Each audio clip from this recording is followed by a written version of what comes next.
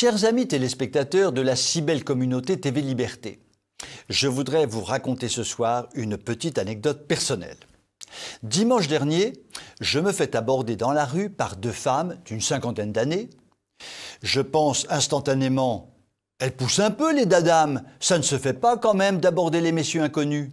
En fait, elles tractaient pour le Macronor Terminator premier du nom et, espérons-le, dernier du nom. Elles me tendent un tract que je refuse. Je prends mon air outragé et leur dis que je ne mange pas de ce pain-là, moi.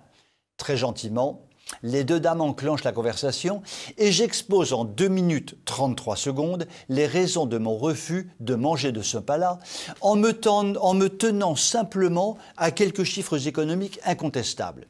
Bilan catastrophique du gamin pour la dette publique, pour le commerce extérieur, pour le déficit budgétaire, pour le pouvoir d'achat.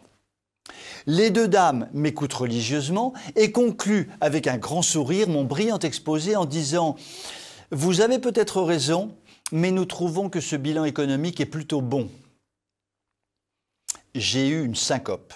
Je me suis écroulé sur le trottoir et j'ai été ranimé par un vigoureux bouche à bouche d'une des deux dames. Cette petite anecdote traduit l'extraordinaire lessivage des cerveaux mené par le système politico-médiatique. Nous en parlons souvent sur TV Liberté, mais il faut le rappeler à temps et à contre-temps. Par exemple, qui, mis à part le monde de la résistance, sait qu'il y a d'énormes scandales financiers touchant nos dirigeants actuels? L'invraisemblable faiblesse officielle du patrimoine de Macronor. L'évaporation des fonds qu'il a probablement touchés concernant le scandale Alstom.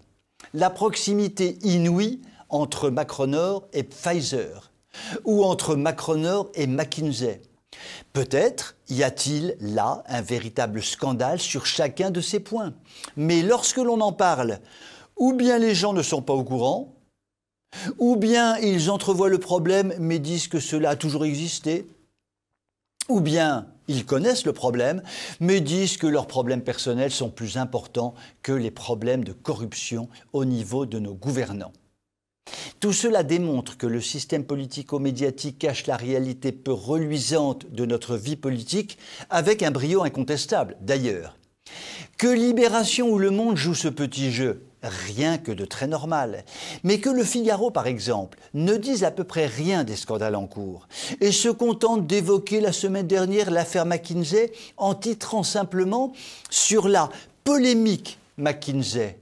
C'est tout simplement honteux, car, messieurs du Figaro, il n'y a pas de polémique sur McKinsey.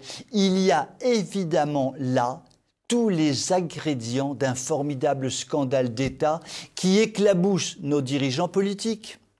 Je ne parlerai pas des chaînes de télévision ou des radios du système à la botte du pouvoir qui pataugent gaillardement dans le mensonge. Plus que jamais, le rôle de TV Liberté, qui parle librement et en vérité, est indispensable dans le paysage médiatique actuel. Plus tard, lorsque les historiens se pencheront sur la dictature politico-médiatique que nous subissons, ils feront état de la résistance de certains. N'en doutons pas, TV Liberté et sa belle communauté de téléspectateurs seront alors à l'honneur. Je vous souhaite une très bonne soirée.